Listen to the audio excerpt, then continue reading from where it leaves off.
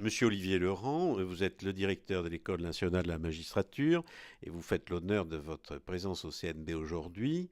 Je crois que vous avez pris vos fonctions il y a 3 ans. Quel est le regard que vous jetez sur cette période avec l'expérience que vous avez ainsi acquis de ces fonctions délicates? J'ai effectivement été nommé directeur de l'École nationale de la magistrature il y a tout juste 3 ans. C'est un recul suffisant pour faire, je dirais, un premier bilan. D'abord, c'est une fonction qui est passionnante, qui est un point d'observation à la fois sur la magistrature, mais je dirais sur toute la société, car la formation des magistrats est en étroite relation avec l'ensemble des partenaires de justice, mais d'une manière plus générale avec l'ensemble de la société française. Votre présence parmi nous m'amène à vous demander votre sentiment sur les actions communes, sur le travail que nous pouvons faire ensemble, avocats, magistrats, et spécialement dans le cadre de la formation et de toutes les colloques et animations que nous pouvons faire en commun pour améliorer notre participation au service public de la justice. Je suis intimement convaincu qu'il n'y a pas de justice de qualité sans une relation de qualité entre avocats et magistrats. Et la formation professionnelle est sans doute l'espace le plus adapté aux échanges, à la réflexion commune, à l'apprentissage d'une connaissance et d'une meilleure connaissance de nos activités professionnelles. Nous avons des métiers d'une extraordinaire complémentarité et encore une fois, il n'y a pas de justice de qualité si ce couple avocat-magistrat dysfonctionne.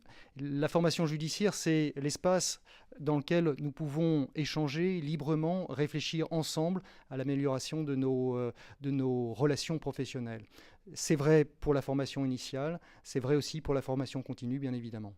Plus précisément, se pose la question de la forme que doit prendre cette collaboration, notamment, je pense, à la formation continue. Je crois qu'un certain nombre d'expériences sont déjà en cours. Pouvez nous en dire un petit mot? Oui, alors nous avons beaucoup d'actions de formation communes. Des magistrats viennent au CNB suivre des actions de formation proposées par le CNB et inversement, des magistrats viennent à nos sessions. Nous recherchons à mettre en place de plus en plus une pédagogie active avec une démarche active des apprenants, car on sait que c'est en participant activement à une action de formation qu'on retient le contenu de cette formation. Et nous allons monter dans un mois une opération tout à fait innovante, d'une très grande modernité, en lien avec le barreau de Paris, qui consistera à une semaine de mise en situation d'enquêteurs, de magistrats, d'avocats, de travailleurs sociaux et d'associations dans le cadre de la lutte contre la traite des êtres humains, les réseaux de prostitution plus particulièrement et une affaire de mineurs délinquants. Voilà un superbe exemple. Peut-être un dernier mot.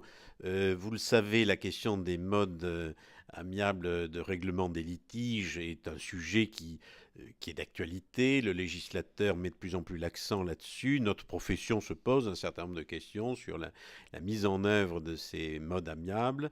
Dans le cadre de l'ENM, vous avez, j'imagine, mis en place une formation, enfin une sensibilisation à ces questions. Est-ce que vous pourriez nous en dire un mot?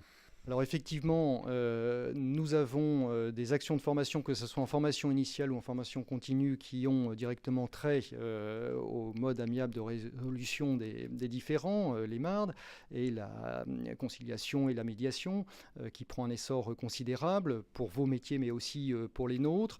Là aussi, à base d'ateliers et de formations pédagogiques concrètes.